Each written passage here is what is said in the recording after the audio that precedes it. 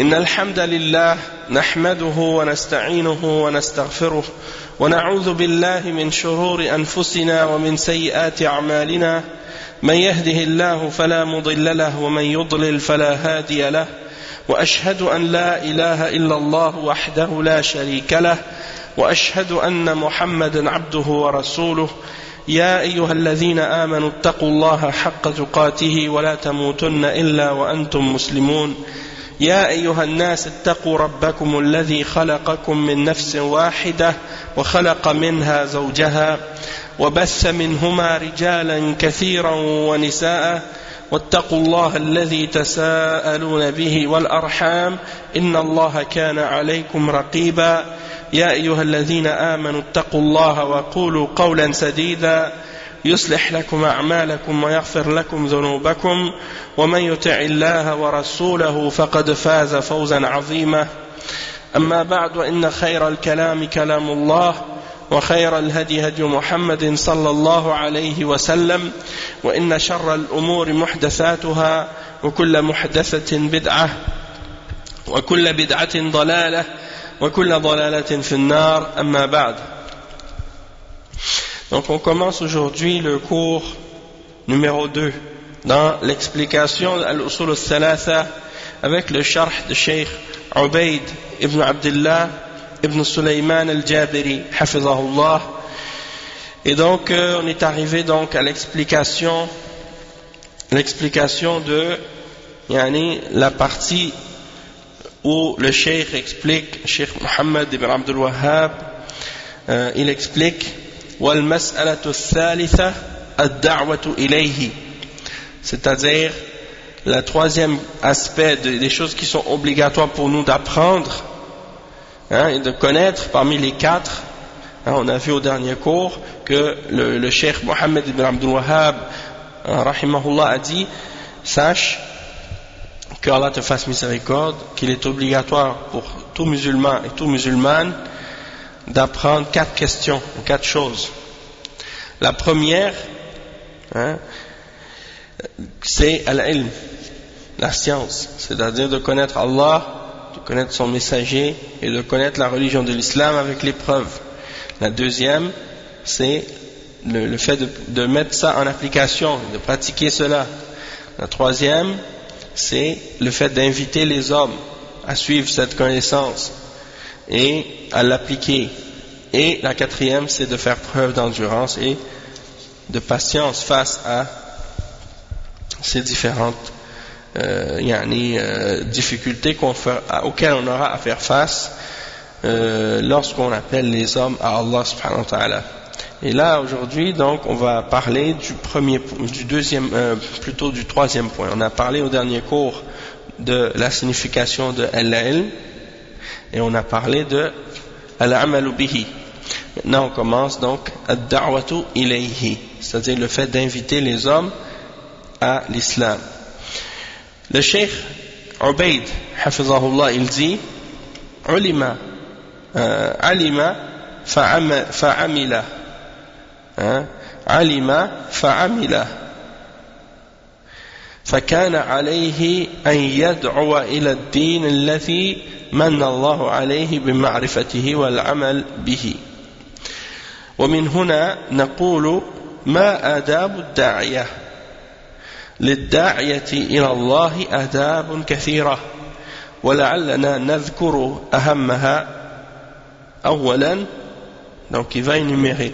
Donc le cheikh il dit, on a mis en application, et donc maintenant il incombe à la personne sur qui Allah subhanahu wa ta'ala a fait la grâce et la faveur de lui faire connaître cette religion et lui a fait la faveur de pouvoir la mettre en application. Il incombe à cette personne maintenant d'inviter à cette religion. Alors à partir de ce point-là, on dit quelles sont, premièrement, les manières et les étiquettes que doit respecter l'individu qui invite à Allah. C'est quoi ses caractéristiques et c'est quoi les manières qu'il doit avoir, qu'il doit adopter. Donc le cheikh, il commence à énumérer une série de caractéristiques, d'attributs et de qualités que doit posséder la personne qui veut faire de la da'wah et qui veut appeler les hommes à Allah. Voici les qualités qui sont énumérées. Il en a nommé une dizaine, 9 ou 10. Donc il dit le cheikh: وَلِلدَّاعِيَ إِلَى اللَّهِ آدَابٌ كَثِيرَةٌ فَلَعَلَّنَا نَذْكُرُ أَهَمَّهَا. Donc il dit le da'iya, il doit avoir plusieurs. Donc comme on dit le verbe da'a yad'u, c'est-à-dire il a appelé, il appelle. Et ad-da'wa, c'est le nom, c'est-à-dire d'appeler. Et ad-da'iya, c'est celui qui appelle. Et le pluriel de da'iya, c'est du'at. Du'at. Non, du'at, c'est les gens qui appellent à Allah. Donc ad-da'iya, c'est une personne, et ad-du'at, c'est plusieurs personnes qui invitent à Allah. Ad-du'a, ça c'est l'invocation, oui. Mais ad-du'at avec le ta marbuta à la fin, ça c'est le pluriel de da'iya. D'accord? Bon, donc les caractéristiques, on en nomme les plus importantes d'entre ces caractéristiques-là. Donc ça veut dire que le cheikh, il en a énuméré quelques-unes. C'est pas toutes les caractéristiques que le da'iya doit posséder, mais c'est les plus importantes. Il dit: أولاً الحرص على هداية الناس وتبليغهم دين الله.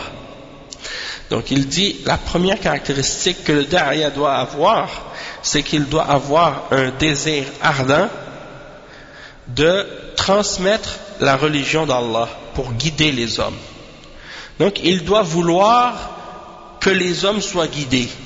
Il doit avoir ce désir et cette intention et ce désir ardent de voir les hommes suivre la guidance et être sur le droit chemin. Donc ça c'est très important. Parce qu'il y a des gens qui sont indifférents. C'est-à-dire, ils ne se soucient pas du tout du bien-être des autres.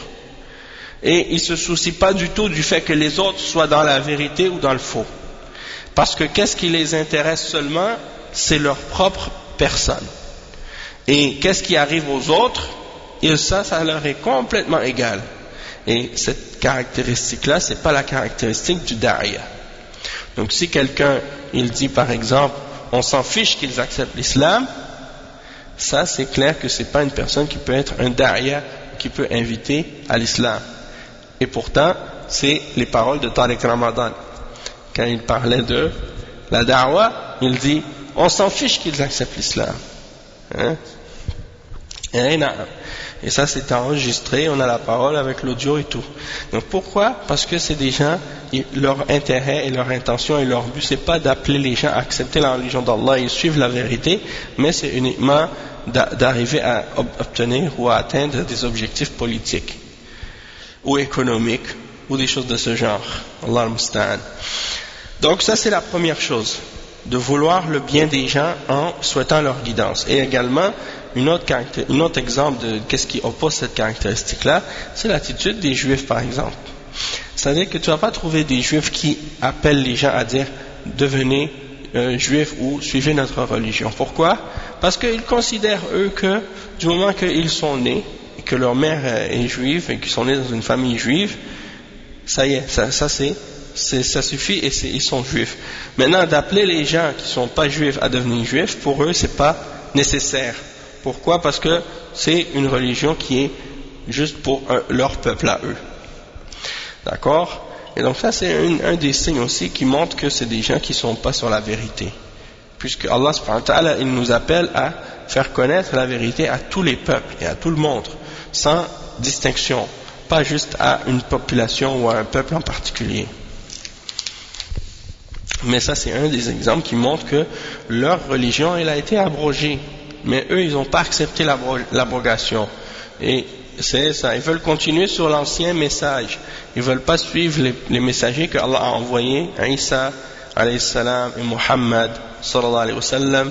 Donc ils restent sur leur ancien message qui à l'époque était juste pour leur peuple, mais avec la venue du prophète Muhammad sallallahu alayhi wa sallam, ce message est devenu maintenant universel.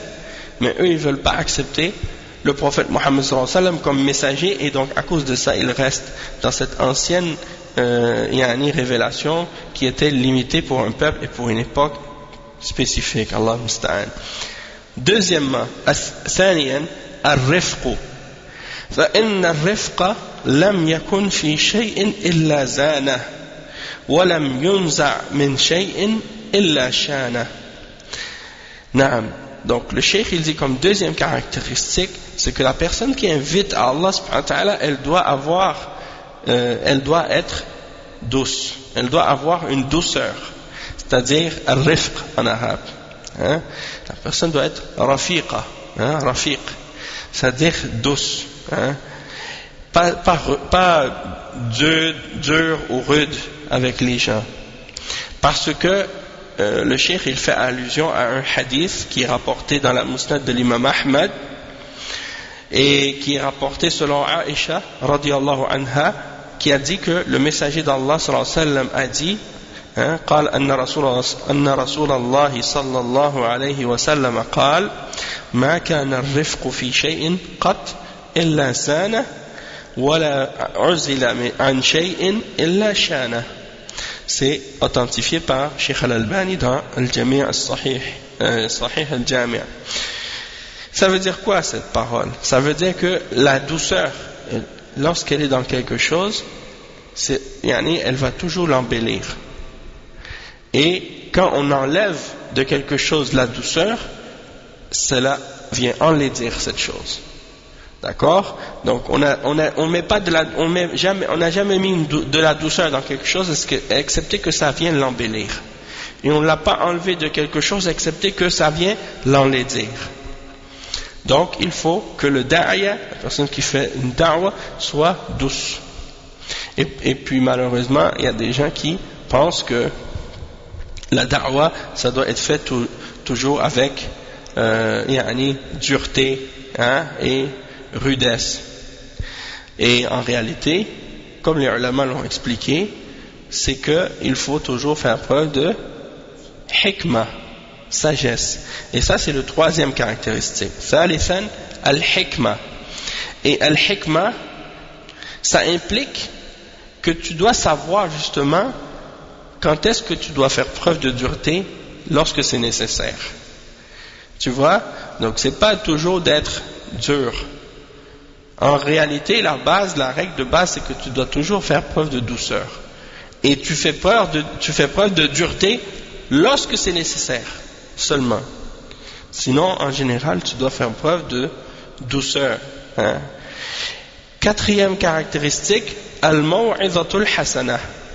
C'est-à-dire de savoir comment donner à la personne la bonne exhortation.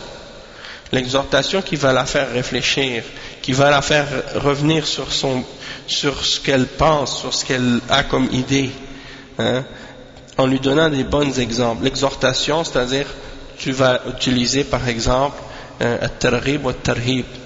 At-targhib wa at-tarhib, ça veut dire quoi? Ça veut dire que tu vas mentionner des choses qui sont incitatives, puis tu vas mentionner des choses qui sont qui viennent pour la décourager ou l'éloigner ou la faire fuir de qu'est-ce qui est mauvais. Donc tu vas l'inciter au bien et tu vas la décourager de faire qu'est-ce qui est mauvais en lui donnant des exemples, en lui donnant des explications, avec des exhortations. والحكمة هي وضع الشيء في موضعه خامسا, j'ai oublié la cinquième qui le cheikh il a mentionné. La cinquième, خامسا المجادلة بالتي هي أحسن, c'est-à-dire d'argumenter et de discuter avec la personne de la meilleure manière, c'est-à-dire d'être capable de ramener des bons arguments et d'argumenter de façon claire et de façon nette, d'être capable de présenter les preuves de façon convaincante avec des bons arguments, des preuves de la révélation, des preuves de la raison, pour être capable de convaincre la personne. Maintenant le cheikh il va expliquer ces trois choses-là: al-hikmah, wal-maw'izat al-hasana, wal-mujadala billati hiya ahsan. Bien entendu, c'était pour ça que le cheikh il va le mentionner un peu après. Mais étant donné qu'on a mentionné ça dans la deuxième deuxième point, le premier point, pardon, la science. Donc c'est sûr que le da'ia, il ne peut pas faire da'wa sans science. S'il n'a pas de science, il ne peut pas enseigner quoi que ce soit. Donc al-hikmah, ça veut dire, il dit wal-hikmatu hiya wad'u shay'i fi mawdi'i. C'est-à-dire la sagesse, c'est de mettre une chose à sa place, là où elle va réellement. De mettre chaque chose à sa place. Wal-maw'izatul hasana at-targhib wat-tarhib. Yasta'milu kullan minhuma fi mawdi'i. C'est ça que je disais tout à l'heure. L'exhortation, la bonne exhortation, c'est-à-dire d'utiliser at-targhib wat-tarhib. At-targhib, c'est l'incitation. Tu utilises des choses qui vont inciter la personne à vouloir faire le bien, en lui mentionnant les mérites de cette action, son excellence, en mentionnant les récompenses qui sont reliées à cette action, et ainsi de suite. Ça va l'inciter. Tandis que at-tarhib, ça c'est qu'est-ce qui va éloigner la personne de qu'est-ce qui est mauvais. Donc tu vas lui mentionner les effets néfastes de cette chose, les punitions qui sont reliées au péché en question, et ainsi de suite.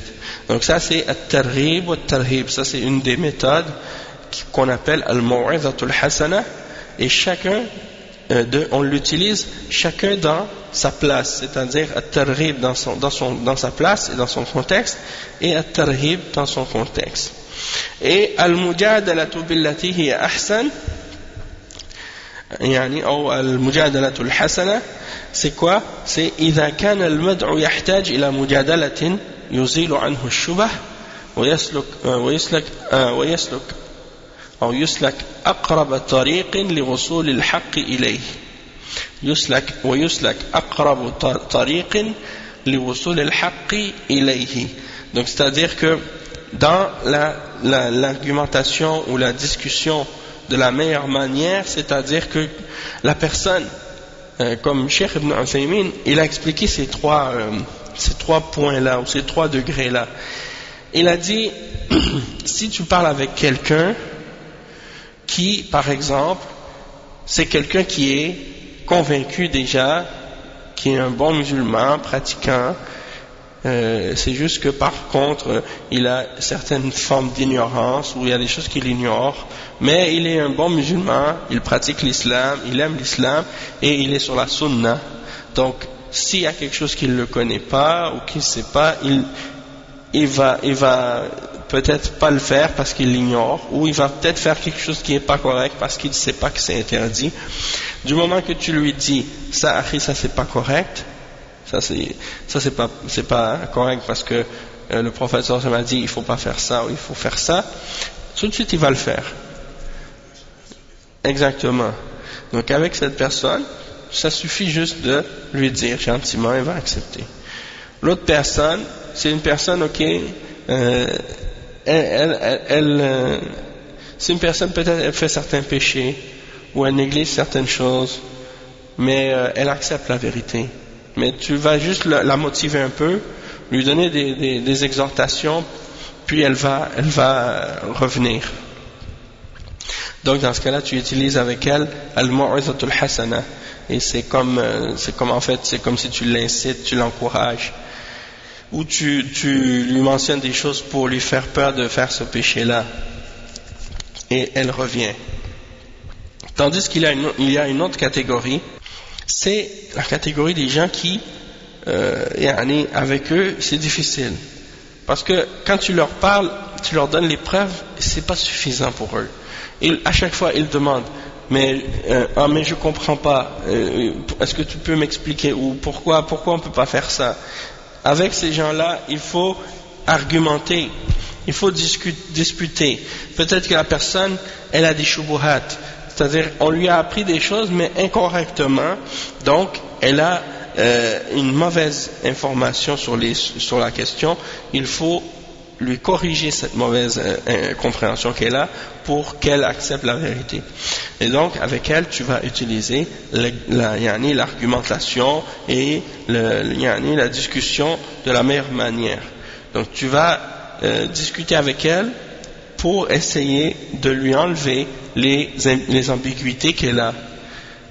Et tu essaies d'utiliser le moyen le plus court pour lui faire parvenir la vérité de façon claire. Exactement. Puis aussi en même temps en rajoutant des explications, des argumentations rationnelles ou des choses qui peuvent la convaincre pour lui faire comprendre la sagesse derrière les règles et des choses de ce genre. Parce que peut-être que la personne elle est un peu loin. Et sa foi est un peu faible, donc c'est pas suffisant pour elle de savoir la preuve. Il faut qu'elle ait aussi des preuves, des arguments qui viennent lui expliquer la sagesse derrière. Ça, c'est l'attitude de la personne qui, en général, qui non seulement elle est ignorante, mais en même temps elle suit sa passion. Ou bien aussi elle a des shubuhat, des ambiguïtés. Souvent, il y a des gens qui ont été affectés par certaines idées ou certaines bid'ah. Il faut argumenter avec eux pour les convaincre. Non. Donc, ça c'est les états, les différents états des personnes appelées. Sixièmement, sadisan al-fiqh. وهو علمه بالمأثورات والمنهيات. بالمأمورات والمنهيات. Donc, sixièmement, c'est le fiqh. C'est-à-dire la connaissance des choses ordonnées par Allah et des choses interdites. Donc ça c'est la compréhension de la religion. C'est très important. سابعا بيان الحق للناس وحثهم عليه بالأدلة وبيان الباطل أيضا وتحذير الناس منه بالأدلة. Donc septièmement, le cheikh il dit de vouloir expliquer la vérité aux hommes et de les inciter à suivre la vérité avec les preuves et de leur expliquer le faux également et de mettre les hommes en garde contre le faux avec preuve aussi. Donc c'est d'expliquer la vérité, d'inciter les gens à la vérité et de clarifier le faux et d'avertir les gens contre le faux. Donc ça c'est le septième. Le huitième point, لا يذهب نفسه حسرات على من لم يقبل هدى الله فذلكم مما نهى الله نبيه عنه صلى الله عليه وسلم لأنه قضت حكمة الله وسنة الله أنه يحيي من حي عن بينة ويهلك من هلك عن بينة. Donc le cheikh il dit, le point numéro 7, c'est que tu ne dois pas non plus, comme Allah subhanahu wa ta'ala le dit dans le Coran, dans Surat Fatir, le verset 8, فَلَا تَذْهَبْ نَفْسُكَ عَلَيْهِمْ حَسَرَاتٍ إِنَّ اللَّهَ عَلِيمٌ بِمَا يَصْنَعُونَ. Mais Allah égare qui il veut, et il guide qui il veut, que ton âme ne se répande donc pas en regret pour eux. Allah est parfaitement savant de ce qu'il fabrique. Donc, tu ne dois pas remplir ton âme de regret et de tristesse pour eux, du fait qu'ils n'ont pas accepté la guidance d'Allah subhanahu wa ta'ala. Parce que Allah subhanahu wa ta'ala a interdit au prophète sallallahu alayhi wa sallam de se mettre dans cet état-là pour eux. Pourquoi? Parce que il dit le cheikh que tout ça c'est géré par la sagesse d'Allah et par les règles d'Allah. Ça a été décrété par Allah dans sa sagesse qu'il fait vivre celui qui vit avec preuve, et qu'il fait périr celui qui périt avec preuve, avec évidence. Donc, le fait qu'il y ait la révélation, si par la suite le message a été clarifié, la personne décide de ne pas suivre la vérité, après que les preuves lui ont été présentées et les explications lui ont été données, alors ça veut dire que Allah subhanahu wa ta'ala, par sa sagesse, n'a pas voulu que cette personne soit guidée. Et donc tu ne dois pas te mettre dans un état de tristesse ou de remords ou de regret pour eux, puisque Allah subhanahu wa ta'ala sait ce qu'ils méritent, ces gens-là. تاسعا التصدي لشبه المبطلين وأهل الأهواء وردها بالقوة وتحذير الناس منها فالنبي صلى الله عليه وسلم فعل ذلك ولنأخذ مثالا واحدا فإنه حين خرج إلى حنين بعد الفتح مر الناس على شجرة يقال لها ذات أنواط فيعني يعلق المشركون بها أسلحتهم تبركا قال حدثاء العهد بالإسلام يا رسول الله اجعل لنا ذات أنواط كما لهم ذات أنواط فماذا قال النبي صلى الله عليه وسلم لم يكتفي بقول هذا حرام وأنتم مسلمون وهذا من عمل المشركين بل قال كلمات كان لها أبلغ الوقع على نفوس الناس وأبلغ الأثر في زجرهم واجتثاث هذه النية من قلوبهم لأن هذا العمل شرك قال الله أكبر إنها السنن لتتبعن سنن من كان قبلكم لقد قلتم والذي نفسي بيده كما قال أصحاب موسى لموسى اجعل لنا إلها كما لهم آلهة اجعل لنا إلها كما لهم آلهة قال إنكم قوم تجهلون هكذا سيرة السلف الصالح من الصحابة والتابعين فإنهم حينما تروج بدعة وتنتشر يواجهونها بشدة. Donc le cheikh il dit neuvièmement parmi les caractéristiques du da'iya, la personne qui appelle à Allah, elle doit affronter les shubuhat des faussaires parmi les gens de la passion, les gens de bid'a, et les réfuter avec force et avertir les gens contre ces innovations-là. Et le prophète sallallahu alayhi wa sallam, c'est exactement ce qu'il faisait. Il réfutait tout ce qui était faux. Lorsque c'était nécessaire, il réfutait tout ce qui est faux avec force et il clarifiait la vérité. Il dit, on va prendre un exemple à ce sujet-là. Lorsque le prophète sallallahu alayhi wa sallam est sorti pour aller à la bataille de Hunayn, après la conquête de la Mecque, il y a des gens qui venaient de se convertir à l'islam, à Mecca. Ils sont partis avec le prophète sallallahu alayhi wa sallam pour se battre avec lui contre les gens de Hunayn.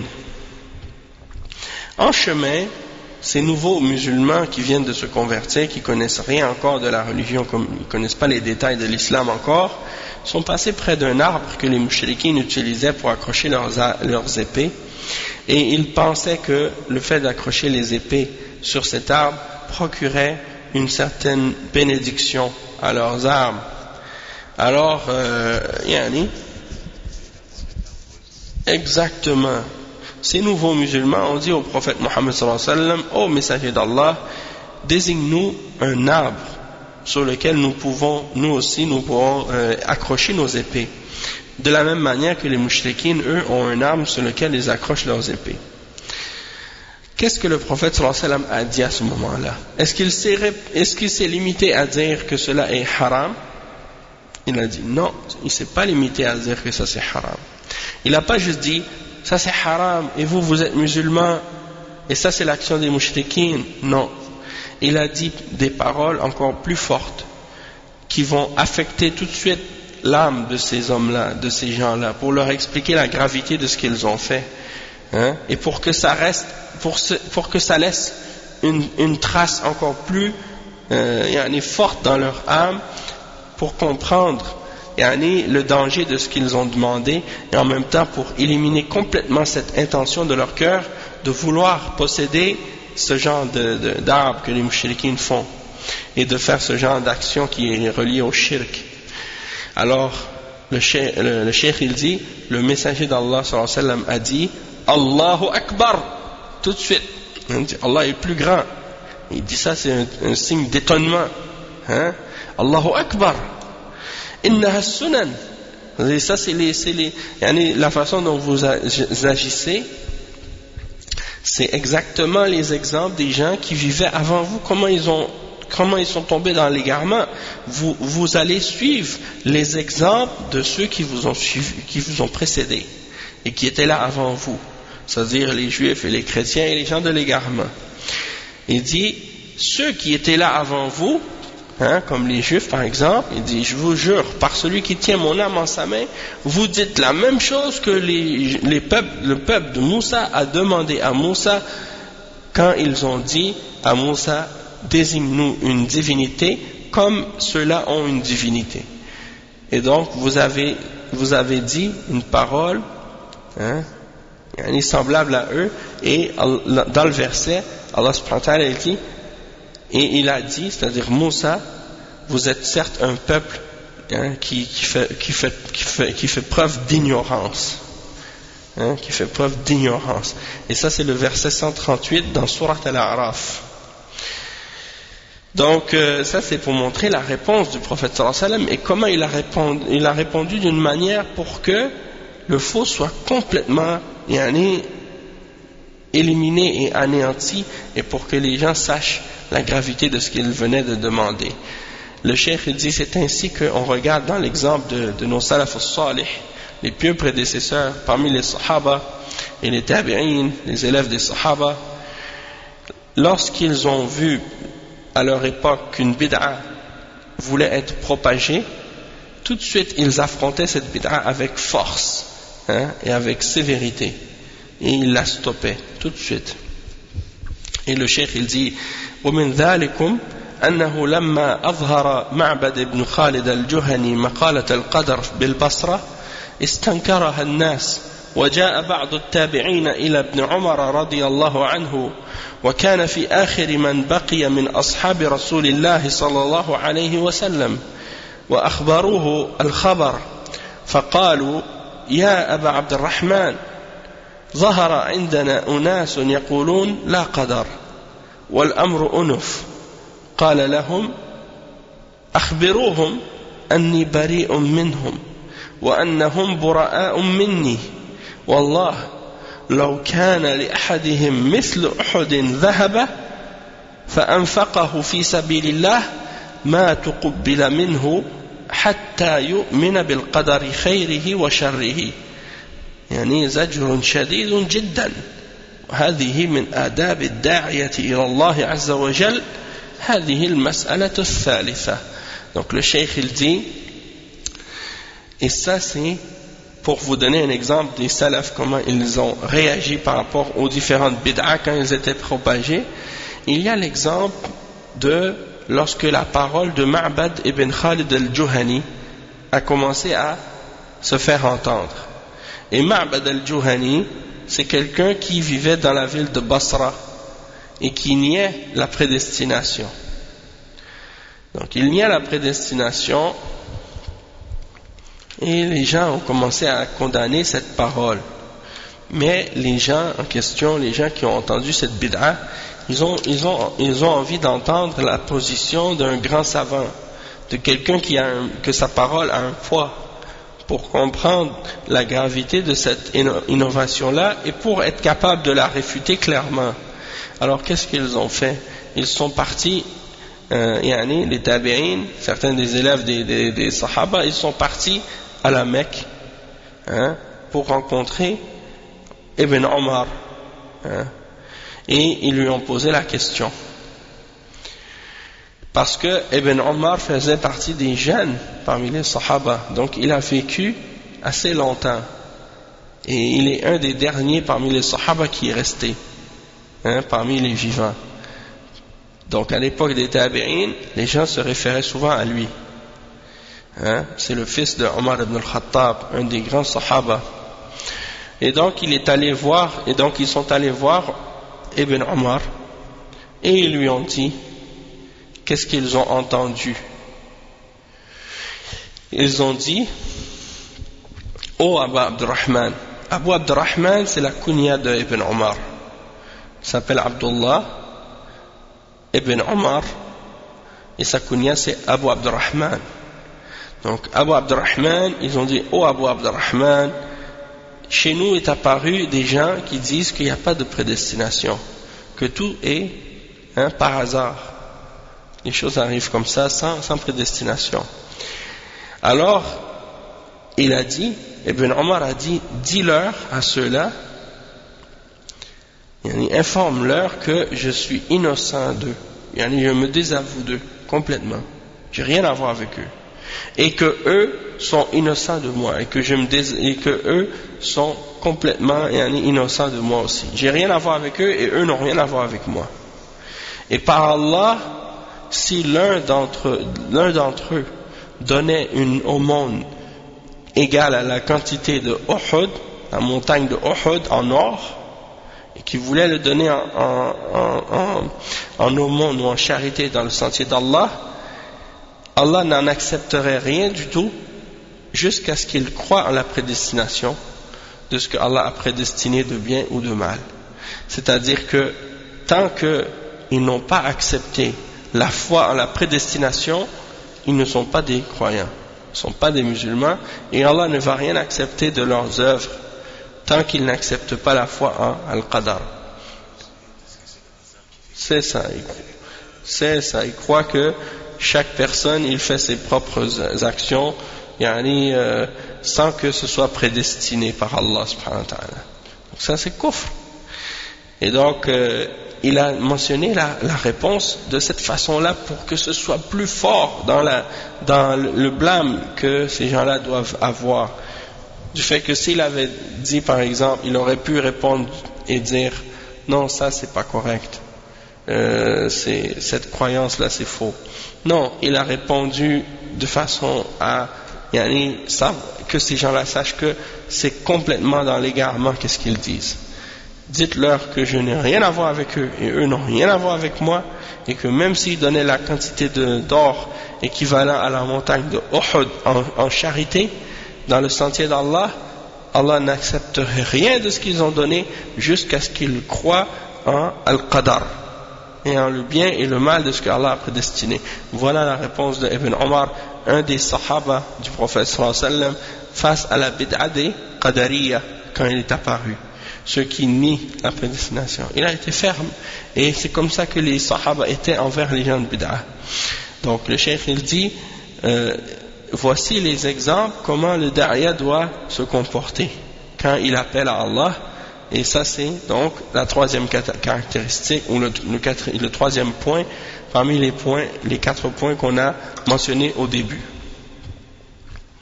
Après la science, l'application de la science, et après c'est comme l'invitation à la vérité, appeler les hommes à la vérité. Et le 4e maintenant, Ar-Rabi'a as-sabru 'ala al-adha fihi, c'est-à-dire d'endurer les difficultés et les épreuves reliées au fait d'appeler les hommes à l'islam. Le cheikh il dit dans l'explication de ce 4e point, il dit في دين الله فإنه الصبر على الأذى فيه في دين الله فإنه في كل مكان وزمان يلحق الدعاة إلى الله على بصيرة أذاه، لكنه يختلف باختلاف الزمان والمكان. فإذا كانت السنة قوية والعقيدة السلفية قوية قل الأذى، وإذا ضعفت في النفوس العقيدة وضعف التمسك بالسنة استغرب الداعية إلى السنة وإلى تصحيح المعتقد فيكثر الأذى. Donc le cheikh il dit de faire preuve d'endurance face aux difficultés, aux difficultés et aux nuisances auxquelles on fait face dans l'appel à la religion d'Allah. C'est-à-dire que le cheikh il dit qu'à chaque endroit et à chaque lieu, il y aura toujours des difficultés qui vont affecter la personne qui invite à Allah avec compréhension et connaissance. Mais cette difficulté et cette nuisance de la part des gens, lorsqu'on appelle à Allah, elle va être différente selon l'endroit et l'époque. Donc à toute époque, à chaque endroit, il y aura toujours des difficultés, mais cette difficulté ne sera pas toujours de la même intensité ou du même degré à chaque époque ou à chaque lieu. Donc si à une époque ou à un endroit en particulier, la da'wa, et plutôt la aqidah salafiyya, elle est forte, hein, et les gens sont accrochés fermement à la sunna et à la voie des salafs, dans ce cas-là il y aura moins de nuisances de la part des gens, parce que les gens sont déjà sur une base solide. Et donc si la aqidah devient faible dans les âmes des gens, dans le cœur des gens, eh bien donc les gens vont être accrochés moins fermement à la sunna, et dans ce cas-là donc ils vont être plus étrangers à ceux qui appellent à la sunna et à la correction de la croyance, et à cause de ça il va y avoir plus de difficultés et plus de nuisances. والذي يريد أن يقيم حجة الله على العباد يجب أن يصبر تأسيا برسول الله صلى الله عليه وسلم وبالمصلحين من أئمة الهدى من الصحابة والتابعين ومن بعدهم. ولهذا تجد أكثر الناس تجد أكثر الناس بلاء الأنبياء ثم الأمثل فالأمثل من أتباعهم من الدعاة إلى الله على بصيرة. Le cheikh il dit, celui qui veut établir la preuve contre les serviteurs au sujet de ce qui est obligatoire dans la religion, au sujet de l'islam, il faut qu'il fasse preuve de patience et d'endurance. Celui qui veut établir la preuve contre les hommes, il doit faire preuve d'endurance et de patience. Et il dit, il doit prendre comme exemple et comme modèle dans cela le messager d'Allah, ainsi que les grands réformateurs de la religion parmi les grands imams de la guidance, parmi les sahaba et les tabi'in et ceux qui sont venus après. Et il dit, c'est pour ça que tu trouves que beaucoup de gens, parmi les gens, ceux qui ont le plus grand épreuve ou les plus grandes difficultés, ce sont les prophètes. Ceux qui ont les plus grandes difficultés dans la da'wa et à qui on donne les plus grandes épreuves et les nuisances les plus grandes, ce sont les prophètes. Puis, plus la personne dans sa da'wa elle suit le modèle des prophètes, plus elle aura de nuisances jusqu'à selon le ainsi de suite. C'est-à-dire, plus la personne sa da'wa ressemble à la da'wa des prophètes sallallahu alayhi wa sallam, plus qu'elle aura des difficultés. Donc ceux qui suivent les prophètes et qui appellent à Allah, ils ont des difficultés selon le degré dans lequel ils s'attachent à l'exemple des prophètes, avec connaissance et compréhension. Le cheikh il dit ensuite, والإنسان حينما يتجند داعية إلى الله إلى الهدى ودين الحق قد يستشعر غربة وتنتابه الوحشة لقلة السالكين معه وكثرة المخالفين له، ولكن هذا لا يضره، فإنه لا يجوز الاغترار بالكثرة ولا الزهد في القلة. Ça c'est un point important que le cheikh il mentionne maintenant. Il dit que l'homme, lorsqu'il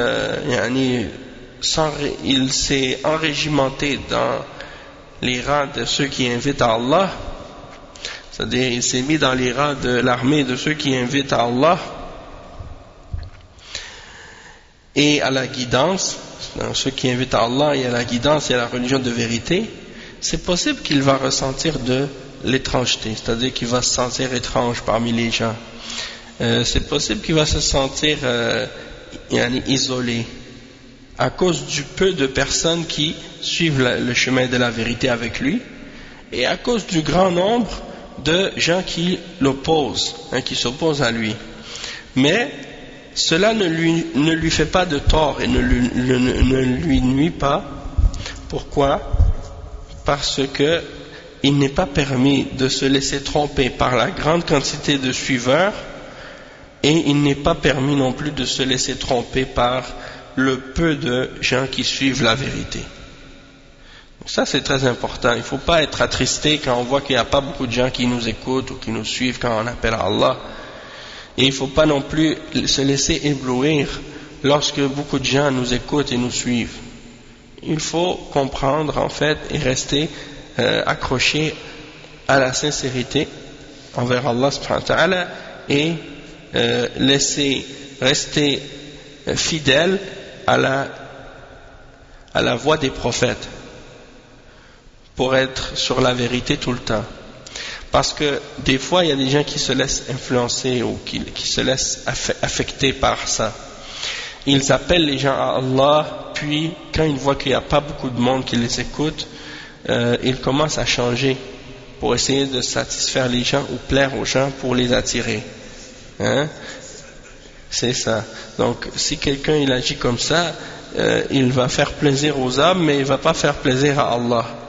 Et à cause de ça, donc il pense faire du bien alors qu'il est en train de faire de l'égarement.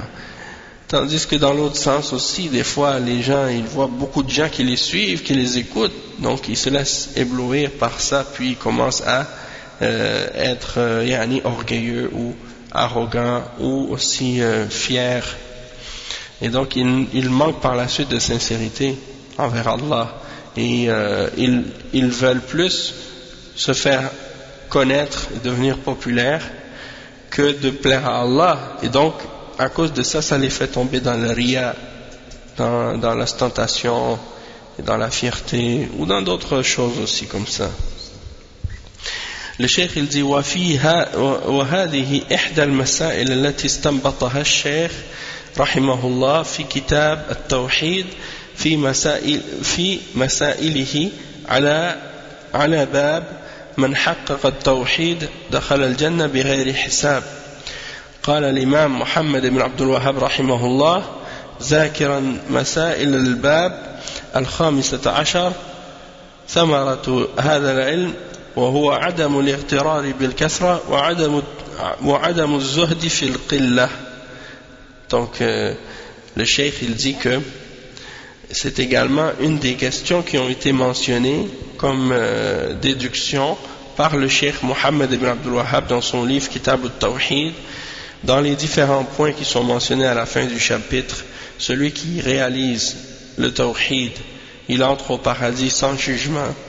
Donc dans les déductions qui sont mentionnées à la fin, le cheikh Mohammed ibn Abdul Wahhab il dit dans le 15e point, le fruit de cette science, c'est qu'on ne sera pas trompé par la quantité, le grand nombre, et on ne sera pas non plus, on va pas non plus se sentir détaché à cause du peu de nombre de personnes qui nous suivent.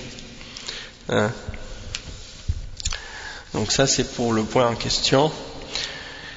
Donc je me sens un peu fatigué, je pense que je vais m'arrêter maintenant. طيب إن شاء الله. سبحانك اللهم وبحمدك أشهد أن لا إله إلا أنت أستغفرك وأتوب إليه وصلى الله وسلم على نبينا محمد وعلى آله وصحبه أجمعين.